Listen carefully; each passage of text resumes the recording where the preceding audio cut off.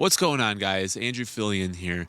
It's been a week since the election, and I know some of you guys out there are probably celebrating. Some of you out there might be upset.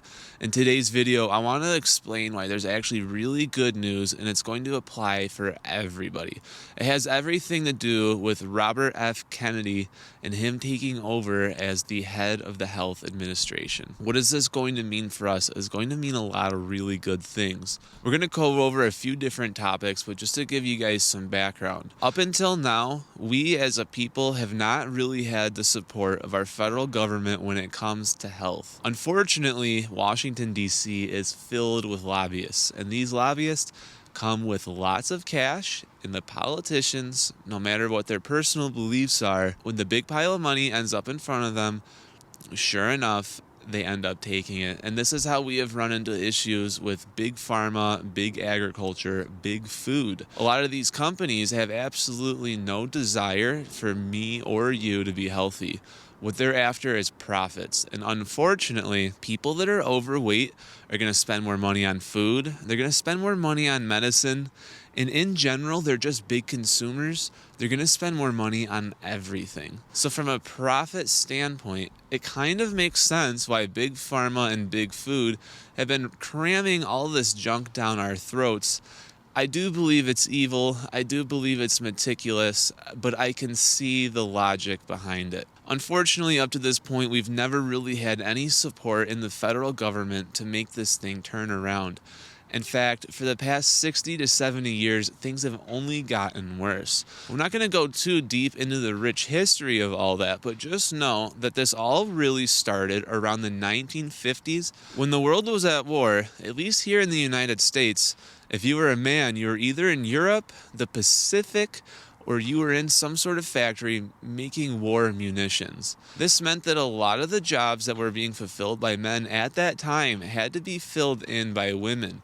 Women had to step up and take these jobs, and as a result of that, it meant that the kids at home were not being fed home-cooked meals for breakfast. So how did this problem get solved? Well, it came about through cereals and grains. It was a practical solution to a very real problem. But unfortunately, what happened is when the war ended, the instant breakfast with the milk and cereal, it didn't go away. It was found out that this is actually highly profitable. It's very cheap to produce, and it's very easy to sell. From that point forward, it only became more apparent that a lot of this food that I consider junk food got pushed into mainstream diets. They told us that bacon was bad. They told us that eggs were bad, that they were going to give you high cholesterol and lead to heart failure. Meanwhile, all of these oats and all of these grains are supposed to lower your cholesterol, make your heart healthier, etc., etc. I've heard it, you've heard it, we've been preached it our entire lives, but a lot of this ends up not being true. The problem is it comes down to the lobbyists. These large manufacturing companies with the food and agriculture system, they go to Washington and they say, we want you to pass these regulations that are going to make it easier for us to farm. Look no further than Monsanto. Look at the things that they've done with seed patents. It's really, really gross the way that they're able to go into farms and control what even individual farmers are farming. Not just at the corporate level, but if I wanted to start a farm or you wanted to start a farm, it's very difficult to get seeds that haven't been tainted with gene splicing and selective breeding that makes these crops so unhealthy in the first place. Beyond that, they go to the universities and they fund the universities. What's going to happen there? When the university does a study, they're able to give them enough money to say, these are the results we want you to find. And if you want to keep getting funding, you're going to report out data that works in our favor. So when it comes to things like bacon and eggs, even though there's no downside to them whatsoever, if they're able to find anything at all, they will do the study on that one thing and push that down our throats. You've heard before that eggs lead to high cholesterol. It simply isn't true. What is true is that eggs do have cholesterol-forming compounds in them, but it's never actually been proven that the cholesterol from eggs ends up as the cholesterol in your veins. But it doesn't matter because they were at least able to get studies that have the word cholesterol in them, and then the rest is history.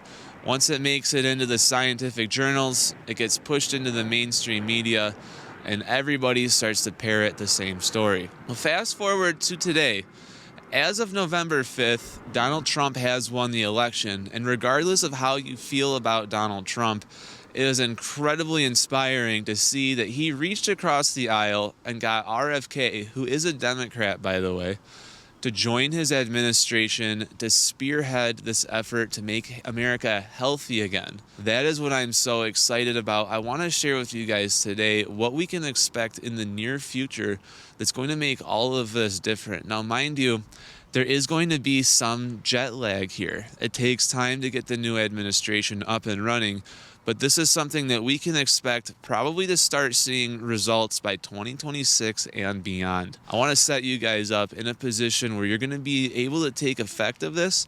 And if you've already been on the health train, this is something I can't stress enough. We still have to keep putting the word out. We still have to keep getting out the message and fighting for a healthier country. So first and foremost, the biggest thing that RFK is going to be able to do, he's going to be able to push back against big food and big pharma, especially when it comes to the production of seed oils.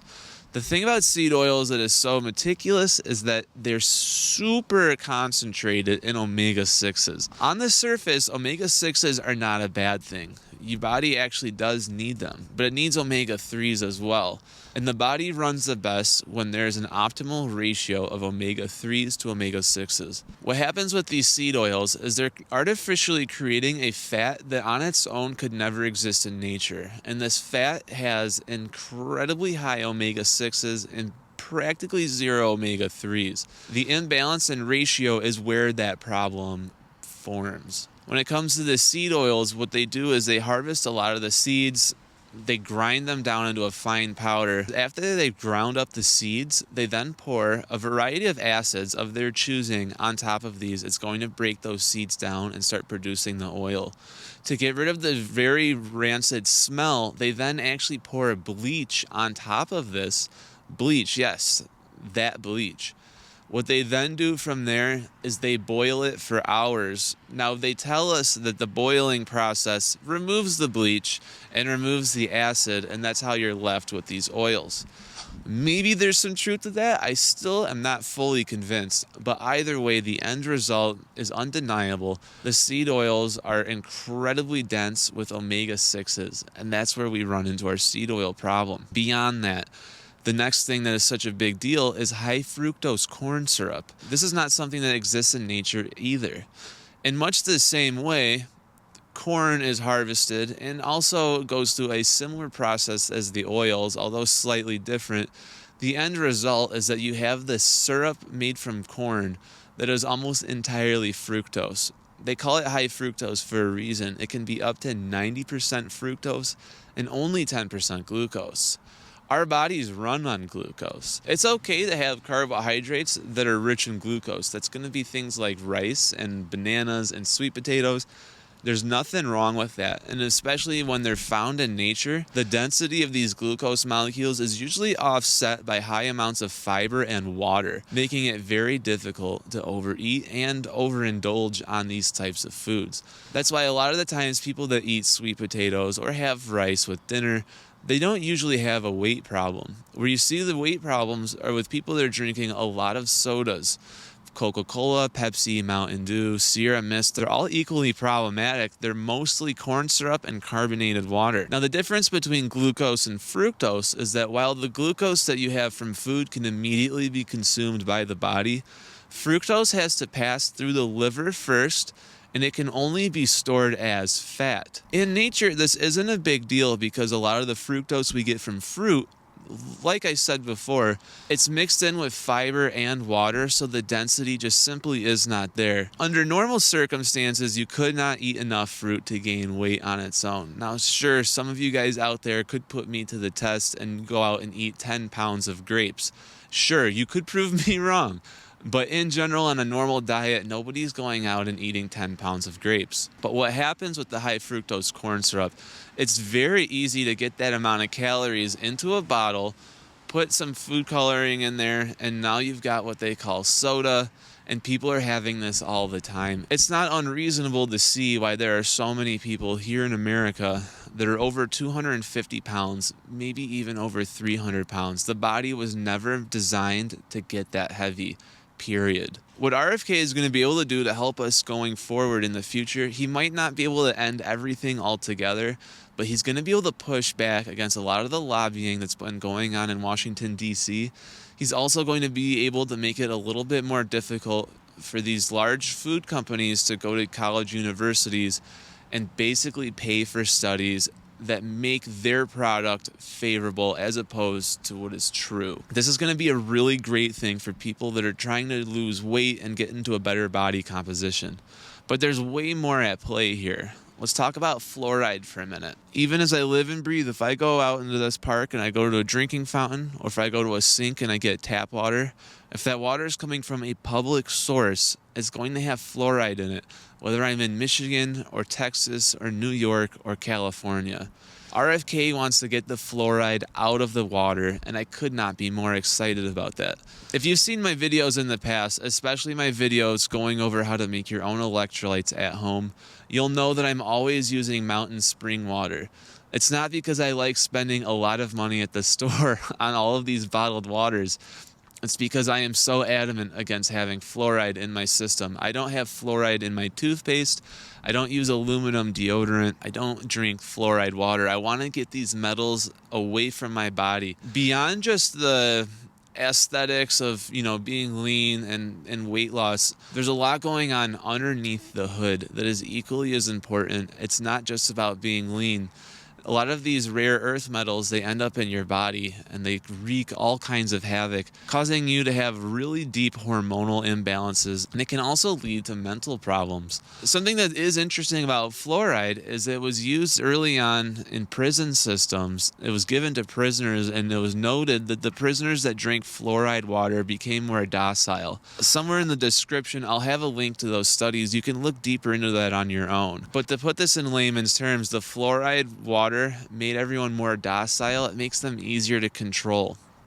And yes, I know I'm going deep into the conspiratorial here, but if someone is in the administration saying these things, doesn't that show you that maybe there is actually some truth to these things, and that for the past decade or two, in the media and big pharma and all of these other large corporations, these conglomerates have been gaslighting us into using words like conspiracy theories and crazy health nuts? It's all starting to come full circle. We finally got somebody on the inside who has enough power and enough sway to start spreading this message at a national level on the national stage. I could not be more excited about all this.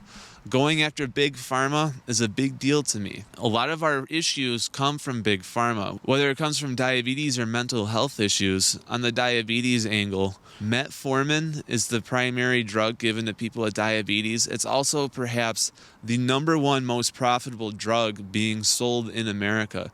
So you can see where these big pharma companies actually want you to have diabetes so that you'll buy the medicine. And once you're on Metformin, you're on it for life. But the thing about it is, type 2 diabetes is fully curable. Now, just really quickly on this topic, type 1 and type 2 diabetes are very different. When you're born with type 1 diabetes, your body is unable to produce its own insulin. If you're type 1 diabetic, I feel for you. It's a terrible condition. There's no cure. And in that case, I totally understand having medication that's going to help you with your insulin regulation. But type 2 diabetes is 100% avoidable. You get type 2 diabetes by having an overabundance of insulin produced by your body that comes from just an obsessively absurd amount of sugar consumption. This is completely avoidable, especially when you cut out things like the high fructose corn syrup. You can almost cure type 2 diabetes overnight, and if you're in a really bad spot, the best way to cure type 2 diabetes is to start fasting. By eliminating the sugars, you're able to lower your insulin levels organically and naturally without the need for medication. The big pharma companies don't want us to know that, because if we did know it, we wouldn't be buying the metformin. So for decades, the fasting communities, the health communities, we've been fighting an uphill battle to try to get this information mainstream, and it's finally on the level where we can do that. So this is why I'm so excited about having RFK in the White House. He's going to be the head of the Department of Health. This is going to be something that is a drastic change. Again, it's not going to happen overnight. I would expect to start seeing some of this start showing real effects in our day-to-day lives by around 2026. It takes time to get things to move in Washington, but once they do, it's going to be on a good track. I could not be more excited about this. Whether you're on the right, whether you're on the left, this is going to be something that benefits everybody across the board. So I'm really excited about all of this. I want to hear from you guys. Do you agree? Do you disagree? What are your thoughts? I know that this is a very big change going on through this election cycle, and I'm interested to hear what you guys think as well. As always, if you enjoyed this video, go ahead and like it and also hit the subscribe button. Both of these things greatly help me get this video out to more people and spread the word. Beyond that, I do a weekly live stream Sunday mornings at 11 a.m. It's a great opportunity for me to get to talk to some of you guys directly, and we can all start sharing our thoughts and really get a sense of what's going on out there and get the pulse on the nation. In the meantime, you guys, I've been Andrew Fillion. I'm going to catch you in the next one. Peace.